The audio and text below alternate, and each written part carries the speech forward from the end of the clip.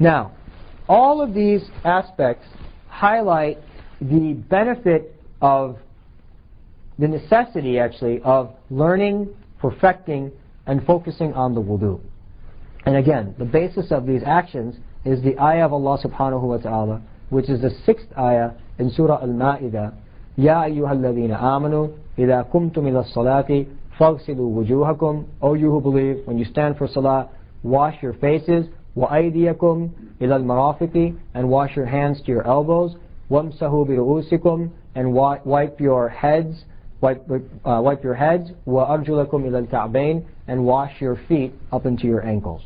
Now, the 4 acts that are just listed in this ayah, which I just read, these are considered the mandatory acts of wudu, the fara'id of wudu.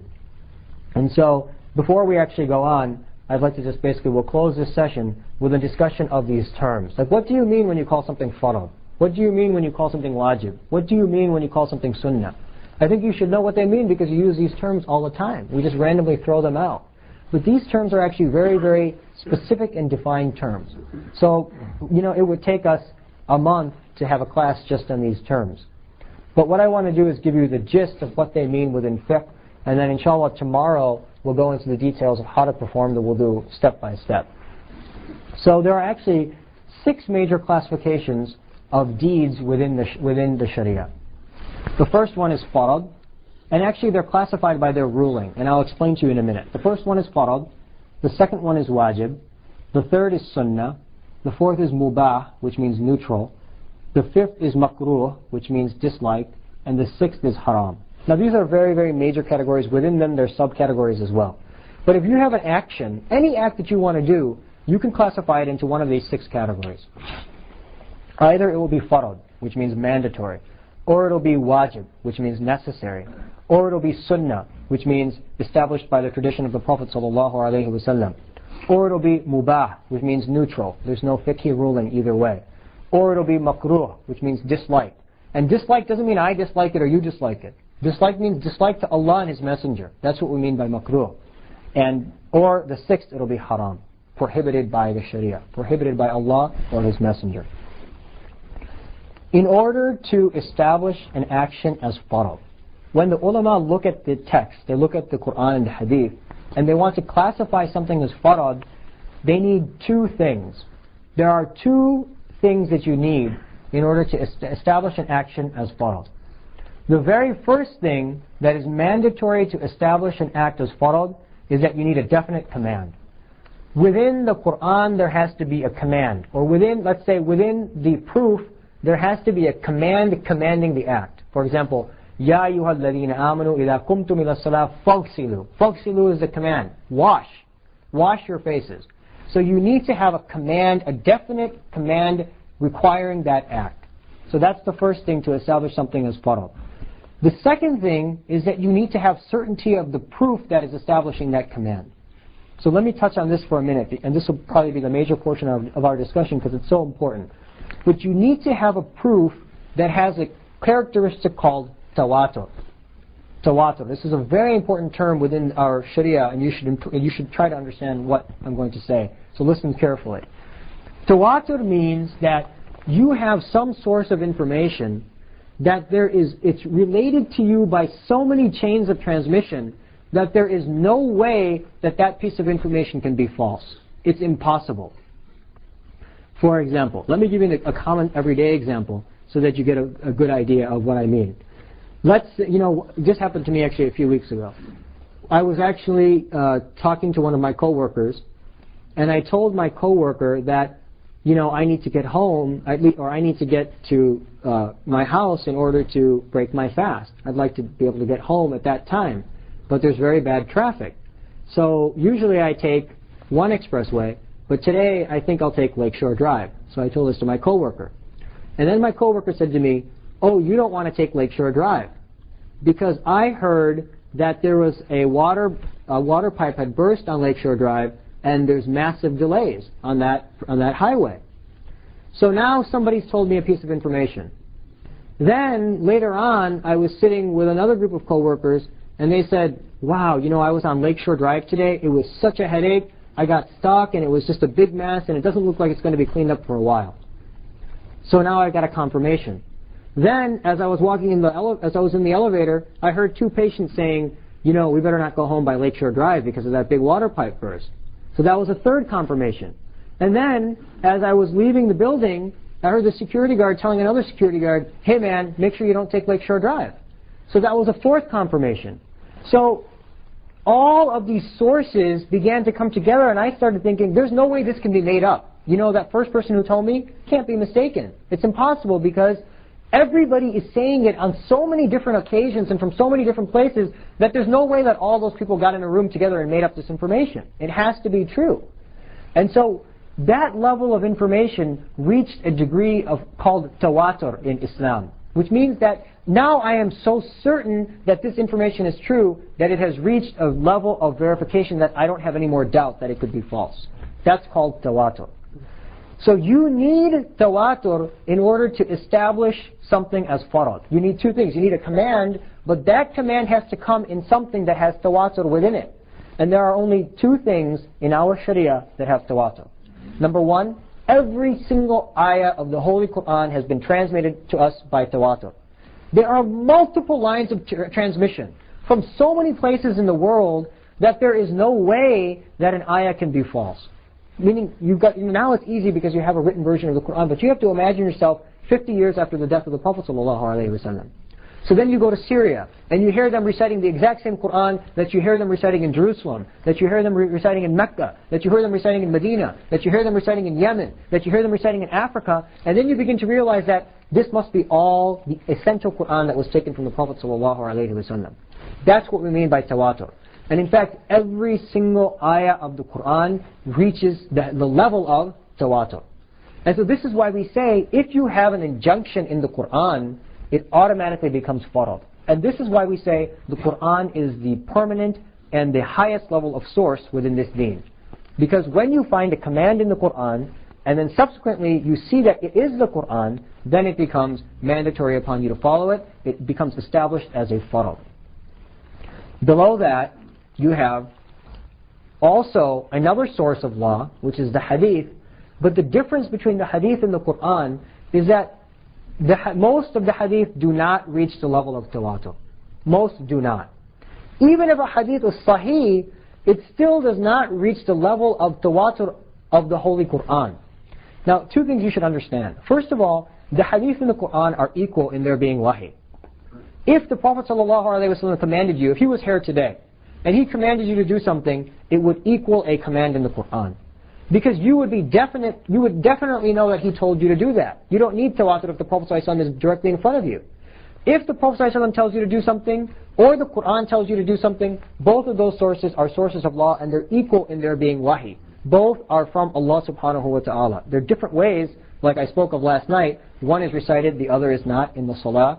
One is the exact word of Allah, the other is the inspired words and actions from Allah, etc. But both of them are dominant sources which can make something farad. The only difference is that all of the Quran has tawatur. Because now we're far from the Prophet ﷺ. Right? We're developing this fiqh 50, 60 years after the Prophet ﷺ. So, because the Quran has tawatur and most hadith don't, we cannot equate the hadith with the Quran as means of establishing a law. Now this is very important. So most hadith do not have tawatur. They can still establish something as wajib, but they cannot establish something as farad because they do not equal the level of the Quran. So let me give you an example. Let me give you some examples now to highlight these principles. Once you understand this principle, then everything becomes easy. So this much should be clear. Now, in the case of farad, let's take anything that's farad. In the Holy Quran, and let me take the example of salah to make it easy. In the Holy Quran, Allah subhanahu wa ta'ala states, فَقْرَأُوا مَا تَيَسَّرَ مِنَ الْقُرْآنِ. Read what is easy from the Quran. This is a command. فَقْرَأُوا مَا تَيَسَّرَ مِنَ الْقُرْآنِ. And it applies to salah. Allah subhanahu wa ta'ala is commanding the believers, read whatever is easy from the Quran in your salah. So now from this ruling, we see that we have a definite command. Allah's commanding us to read, and we have a definite source. We have an ayah of the Quran which has the level of tawatur necessary to establish something as farad within this deen. So based on that, we established the principle within our fiqh that you have to read at least 3 ayat.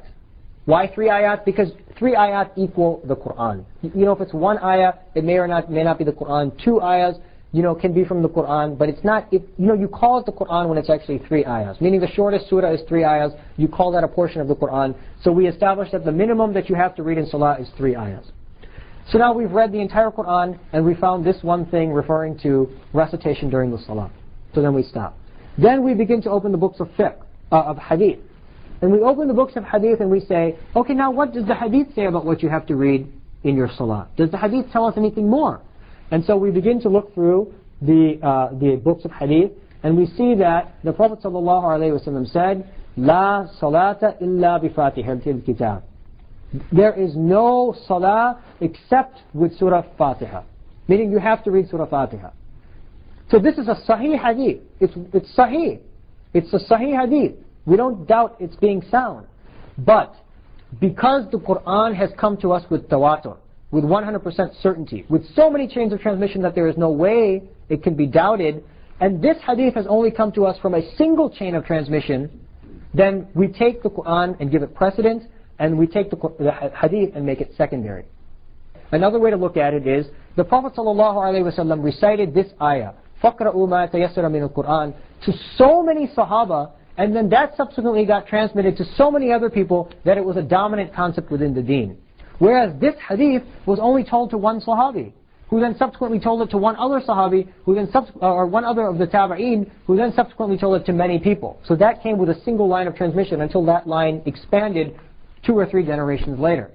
So if the Prophet ﷺ wanted La salata illa bi fatihatil kitab to be established as farad, then he would have told everybody on so many occasions and made it common knowledge, like tawatur. It would have reached the level of tawatur. Based on this, we come up with the ruling of what you have to read according to the Hanafi madhab. These are the principles of the Hanafi madhab, how they derive law from the Quran and Hadith. And so what we say is, reciting at least 3 ayat in your every rak'ah is mandatory, because فَقْرَؤُوا مَا تَيَسَّرَ مِنَ الْقُرْآنِ commands you to do so. And reciting Surah Fatiha is wajib. We cannot push it to the level of farad, because we don't have tawatur, but wajib in our classification means basically farad, it's a sound hadith, but we just don't have the level to push it to equal an ayah of the Quran. So we created one level below it and we call it wajib. In wajib you have to do it. If you leave it, you are punished. And in fact, if you leave it, your salah doesn't occur. But we don't have the ability to push it up to the level of the Quran. And so therefore, if somebody debates us with it and says, no, it's not farad, it's sunnah, that debate can exist. Whereas, if somebody says to you, there's no recitation at all in the salah, they leave the fold of Islam, because they're denying an ayah of the Quran. But if somebody tells you you don't have to recite Surah Fatiha in the Quran, they don't leave the fold of Islam, because they are only denying a hadith, and that hadith does not have tawatur. Okay? So there's room for debate in those areas. So it's a little bit weaker than the Quran, not because of the source. The Prophet ﷺ equals the Quran in source, but because of the fact that we received it only from a single chain of transmission, so we cannot equate that ayah with a verse of the Quran. Now there are other ahadith that reach the level of tawatur, and we're going to talk about it in detail when we come to wiping over the leather socks. So you keep these principles in your mind now and review them, and inshallah we're going to do a complete revision of what I just said in that particular topic. That's what we mean by farad and wajib. Below that there's a level of sunnah. In order to establish something as sunnah, you have to have a recommendation. Okay? A recommendation in a proof that is either strong or weak. If the proof is very strong, then it becomes sunnah mu'akkada, and if the proof is a little bit less in its degree of strength, then it becomes sunnah ghayr mu'akkada, or something called mustahab.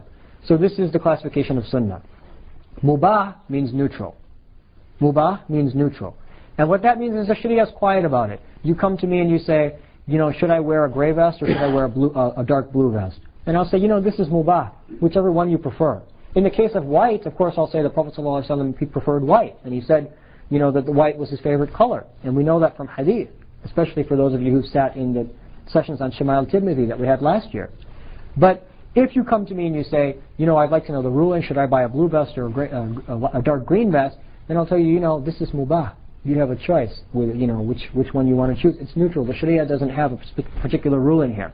Then you go in the opposite direction. You come to something called makruh, which is dislike. And for makruh, it's like the opposite of wajib and sunnah. Meaning you have a proof, and that proof may be definite. It has its variations in its definiteness, and it's a recommendation that you avoid something. And so that becomes dislike. And haram is exactly opposite of farad. That you need a definite proof with tawatur, and you need a definite prohibition. It has to be telling you that you can't do this act, and that makes it haram. For example, حُرِّمَتْ عَلَيْكُمُ الْمَيْتَةِ, right? And then the ayah continues. So the dead animals are haram upon you. So here Allah clearly states in the Quran, حُرِّمَتْ عَلَيْكُمْ. It has been made haram upon you. And then lists these things. So you have an ayah of the Quran, which has tawatur, and then on top of that, you have a definite prohibition, and so that makes it haram.